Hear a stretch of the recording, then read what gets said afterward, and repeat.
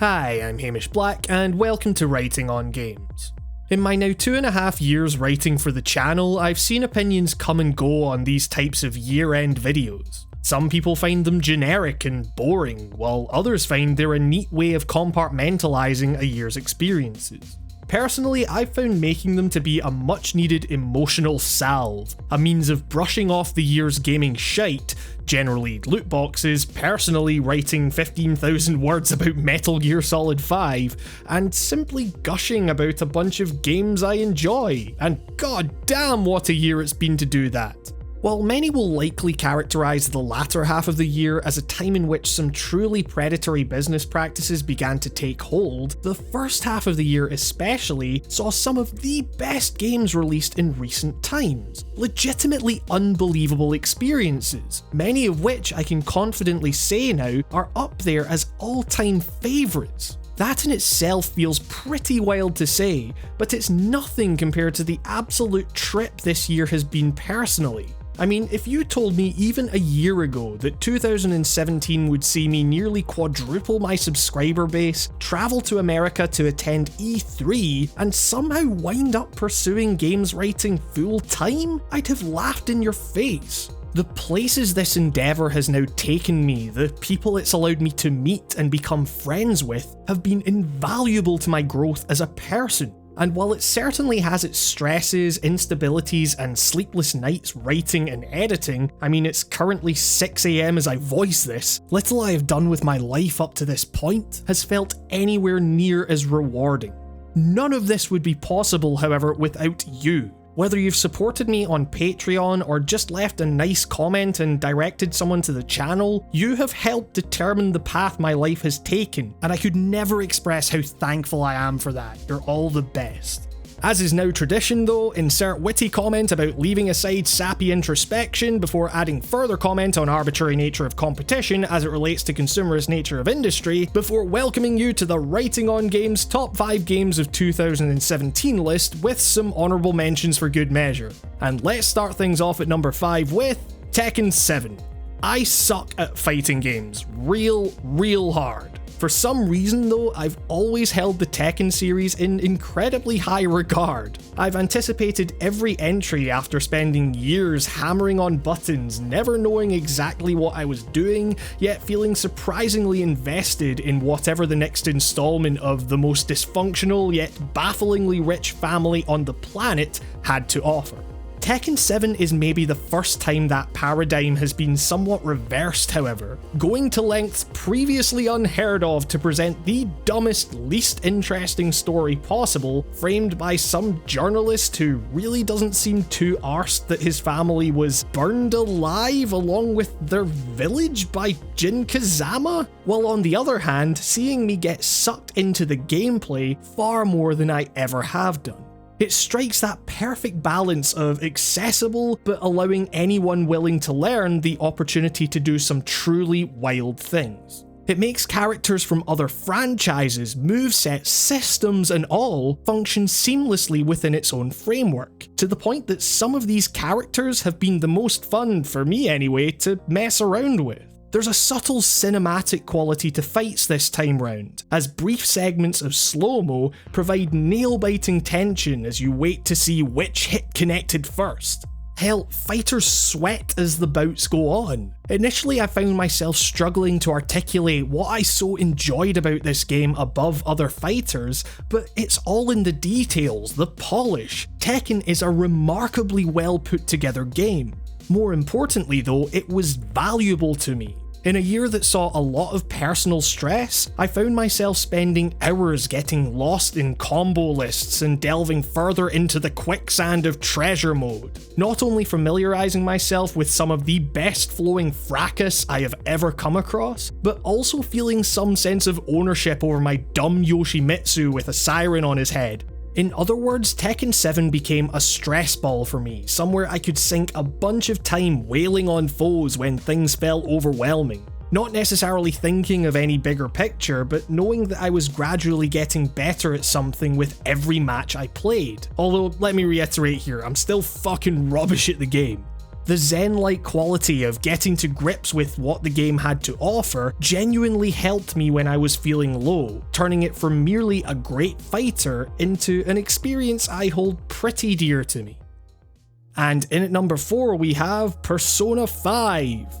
Persona's dungeons task you with taking down some of the most intimidating, vile monsters imaginable. See a bunch of high schoolers battling the subconscious of some of the most powerful people in the country. And yet, above all else, your toughest enemy is time management. That constant, all too relatable dread that there just aren't enough hours in the day. Dungeons, enemies, that's just numbers, man. That's manageable. Hit the weakness button, repeat until enemy goes down. Building yourself as a person though, managing relationships while also studying for tests because knowledge leads to popularity leads to intimacy, knowing that each action takes up a valuable finite time slot, that the calendar will eventually run out, that's tense. And as much as its dungeons are visually compelling, continuing the series' tradition of creating odd manifestations of your target's subconscious, it still doesn't compare to the stories of the wacky characters you meet and the bonds you build with them in the real world. It's a delightful melding of the supernatural and the mundane. In this sense though, it's easy to say that Persona 5 is more of the same. This is nothing the series hasn't tackled before, and even then, its less compelling social links or confidants, as well as a last act that loses its way a bit, make it clear that for me anyway, its overall plot is nowhere near the emotional gut punch that 4 was. Even with that said, however, not the best Persona game is still a damn fine JRPG, and as someone who usually isn't into turn-based combat, it says a lot that a game so focused on it can keep me engrossed for so long. Also, a game whose look on its own screams ransom note by way of Avril Lavigne, yet can make merely viewing a text box a visually captivating experience? It's a look that works so bafflingly well that I'm willing to excuse that asshole cat telling me I'm tired constantly. Persona 5 as a whole package is pretty fantastic. And at number 3 we have Nier Automata. I can understand why people might be turned off by this game after a first playthrough. You've just explored a fairly barren world with some serviceable, if unremarkable combat, only to get the grand reveal that cute robots can show humanity too, I guess? It's why I strongly believe that referring to Nier Automata's 3 required playthroughs as such is something of a misnomer. Playthrough suggests repeat content, slogging through the same stuff you've been through before, which really isn't something Nier struggles with. Instead, it feels more accurate to describe these playthroughs as chapters in an ongoing story.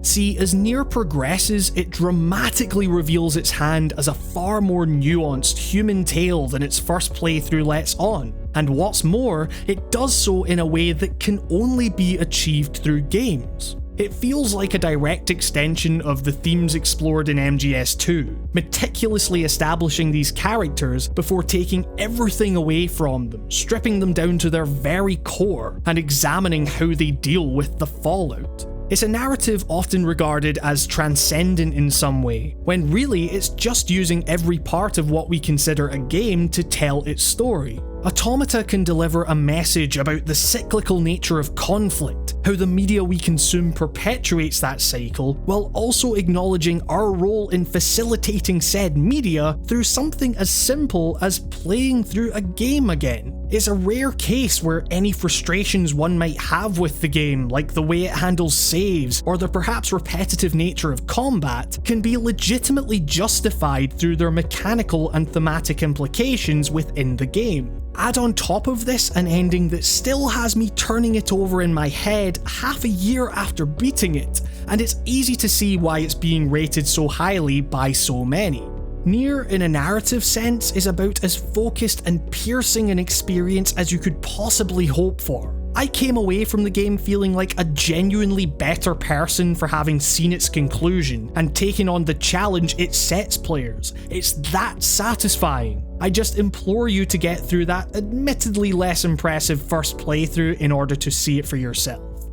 And my runner-up for Game of the Year is Yakuza 0. Unlike Nier, Yakuza isn't some lofty deconstruction of games as a medium. Its open world isn't grand or organic. It's a fairly linear game with a lot of talking, reading, and watching. So how the hell did it end up so high on this list? How is it the second best game of 2017? Why was I so deeply sad to leave the world of Kamurocho when those credits rolled?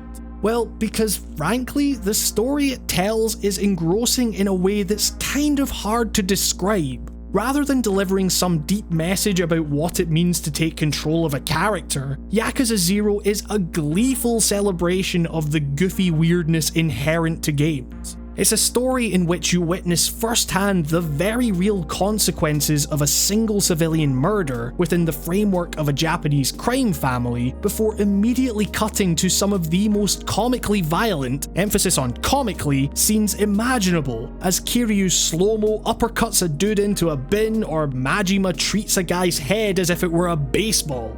But all of this silliness wouldn't hold up unless it was backed up with heart, and in Yakuza 0, that comes in the form of some of the most endearing, well-rounded characters you'll likely see in a video game. Rarely have I experienced joy like I have inhabiting the characters of Kiryu and Majima, and there's a reason it feels so good to do so. Despite their intimidating demeanour, they are never bullies, only fighting to aid the downtrodden, always stopping in their tracks to help others. Whether it be helping a dominatrix be more aggressive with her clients, or pretending to be a stranger's boyfriend to impress her father in one of the game's delightful sub-stories, both Kiryu and Majima are able to cut through the weirdness of any given situation, and recognise the human emotional struggles underneath. They are sympathetic, able, and willing to relate to people. It results in this strange situation where even stomping on a dude's head has this playful innocence running through it. You know they deserve it, and you know it's in service of the greater good. Yakuza's protagonists are the glue holding everything together, making the tonal whiplash feel like a deliberate world-building choice rather than an oversight. Indeed, Yakuza's tone is incredibly hard to pin down, but that's why it's so consistently engaging. It always manages to keep you guessing. Its two-plot structure means that events never become stale. Just when things seem to reach their peak, you cut to the other story's events to build up in the same way.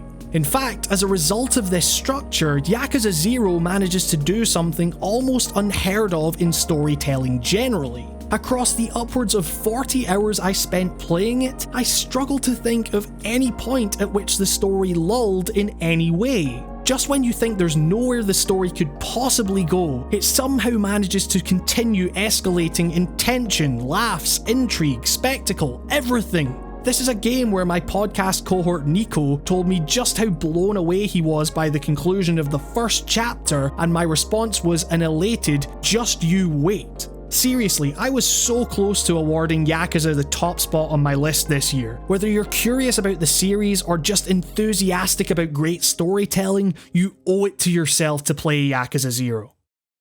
And as per tradition, before we get to our number one game of the year, here are some unordered honourable mentions. It's hard for me personally not to view PlayerUnknown's Battlegrounds as something of a flash in the pan. What initially felt like a true recalibration of the way games approach violence has seen its novelty somewhat wane for me as the rhythms of battle become more apparent, turning into something of a virtual chat room where my friends and I do sick jumps and engage in light friendly fire to kill time, waiting for something to happen. Indeed, it's more fascinating to me as a cultural touchstone at this stage than anything I want to go back and play. That said, those early days of engaging with this weird, astronomically popular thing made for many, many hours of compulsively tense skirmishes. I absolutely got my £25 worth over the 40 hours I've spent with it, and I'm immensely excited to see where it goes from here. Trackmania 2 Lagoon certainly continues its base game's penchant for unadulterated anarchistic weirdness, given that it was released seemingly out of nowhere earlier this year, on top of the fact that the full sequel to Trackmania 2, Turbo, was released last year. That willingness to embrace the absurd is always something I've adored about Trackmania 2, but more so than that, Lagoon reminds me why I find myself consistently returning to this curio of a game. The purity of its blisteringly fast time trial racing makes for an experience that is at once totally engaging and oddly zen-like. Still no Obi-Wan action cam to be seen, but who knows, this is Trackmania 2 we're talking about. It could always surprise us further. You know a game's difficulty is well balanced when you can get stuck on one of its bosses for hours at a time, still be stuck at it because you're awful, and yet still come away thinking it's a fantastic game. That's where I'm at with Cuphead, and despite some fairly lackluster run and gun levels and some bosses being better than others, I can never quite shake that feeling when I'm playing that, well, I'm actually playing this. A game that looks and sounds as good as this crucially shouldn't feel anywhere near as good as Cuphead does, and yet, here we are. I'm still kind of reeling from how hard Wolfenstein: The New Colossus can hit when it wants to. Not only does it contain some of the most bombastic moments you can likely find in a shooter, it also manages to claw deeper into the character of BJ than I ever thought possible after the New Order's near-perfect conclusion, deftly exploring the disconnect between Blazkowicz as a Nazi slaughtering machine and a severely depressed husk of his former self. Despite fumbling with its themes of bodily mental disconnect after a certain point and having the worst ending credits song ever, the confidence with which the game asserts itself and the places it goes make it easily worth your time and money.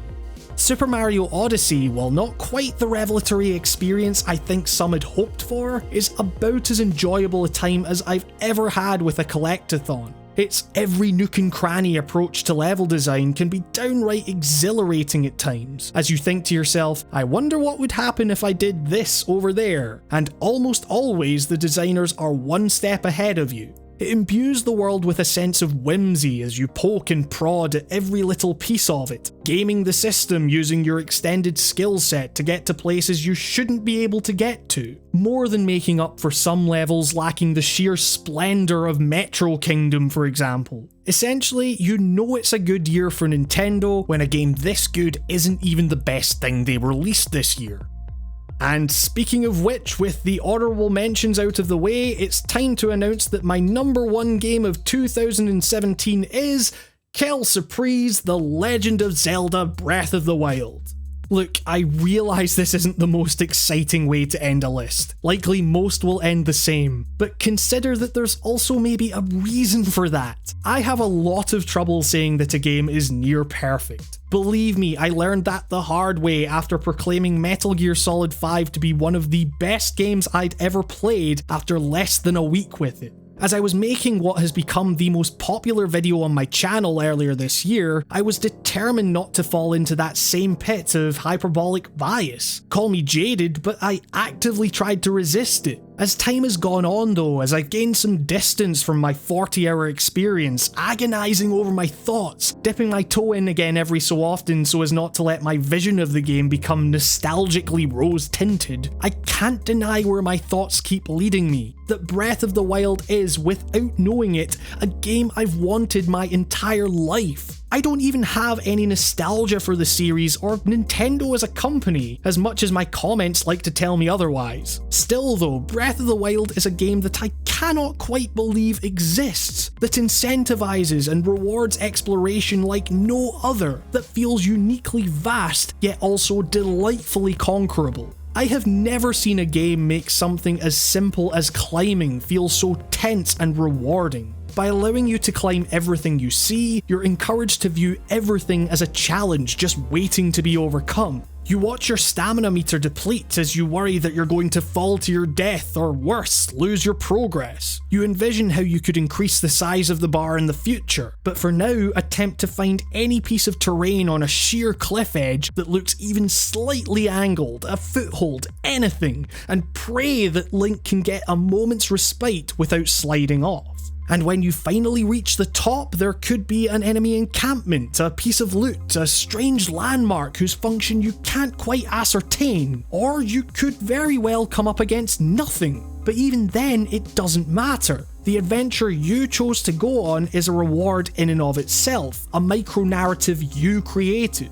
And the game is full of these micro-narratives, spurred on by the single objective of defeating Ganon greeting you as you start the game. That's your end goal, and the entire game, with as many or as little of its weapons, items, shrines, dungeons, characters, towns, environments as you choose to interact with, acting as your toolset for how you achieve that goal. Weapon durability encourages experimentation, forcing you to constantly weigh up your options and change up your strategies. It's open world for as big as it is, for as varied as its different areas can feel in both aesthetic and gameplay, feels wonderfully coherent. There's a poignancy to navigating each section of the world, its ruinous nature acting as a constant, tragic reminder of a civilization that once was, undercut by the tranquil beauty of nature taking its world back. It's a fractured beauty perfectly captured by the game's minimalistic soundtrack, evoking the glitchiness of modern electronica, except performed by human beings, the natural overcoming the mechanical. Breath of the Wild's world is one we find reset to zero, and to say it's beautiful would be an understatement. And what's more, it's up to you how you navigate it. There are few waypoints to be found here. You'll come across a village on your travels, hear a rumour from one of its denizens about a treasure they found out about through the grapevine with only some vague hints about where it is. You'll look at your map, figure out where you think the location might be based on a landmark you vaguely remember from before, and then you'll just go off in that direction. You'll ride for a while, enjoying the meditative quality of your traversal through the spacious world, and then out of nowhere, something in the distance will catch your eye and you'll drop everything to pull on that thread, leading you to a whole new adventure you couldn't possibly have predicted. It's careful, measured, unlike the side quest barrage you receive in more conventional open world games, and it leads to truly tangential exploration that makes exploring this world as compelling as it is. In short, no game nails the notion of it's the journey not the destination like Breath of the Wild does. My journey, the way I got to Ganon, the scenarios I came across along the way, all of it really will have been unique from any of yours, and that's what's so genuinely special about this game to me. Had the year's releases consisted of nothing but Breath of the Wild and a bunch of loot crate generators, I'd have still classed it as a good year for video games. The fact that I struggled with putting a game so magnificent at the top of the list, given the quality of the other games on here, that I fear for how uneventful 2018 might seem in comparison given how many genuinely incredible games released this year, makes me confident in saying that 2017 will go down in history as one of the best years games have yet seen. So I hope you enjoyed my Game of the Year list for 2017. I wasn't kidding when I said that this year has been unbelievably eventful for me and the channel, and absolutely none of it would be possible without your support. If you want to help the channel grow going into 2018, why not hit subscribe, click the little bell thingy, and check out the podcast in the description. If you feel like you want to go the extra mile, however, you can support the show directly via Patreon, like these wonderful people currently on screen. You have all changed my life for the better, and it's difficult for me to fully express how much that means to me. In particular, I'd like to thank Mark B. Writing, Michael Wolf, Artyom Vitsyuk, Spike Jones, Vasily Thrabinka, Chris Wright, Dr. Motorcycle, Leonardo Pele, Harry Fuertes, Ham Migas, Travis Bennett, Julian McRoth, Zach Casserly, Samuel Pickens, Tom Nash, Shardfire, Philip Lange, Rob, Rusty Shackelford, Mosh, Anna Pimentel, Jesse Ryan, Brandon Robinson, Diego Fox Obuza, Justin's Holderness, Biggie Smith, Peter, Christian Kuhneman, Camel Traffic, Nico Blakely, Nicholas Ross, and Charlie Yang. And with that, I'm Hamish Black, and this has been Writing on Games. Thank you all so much for watching and making the channel what it is today. I'll see you all in 2018.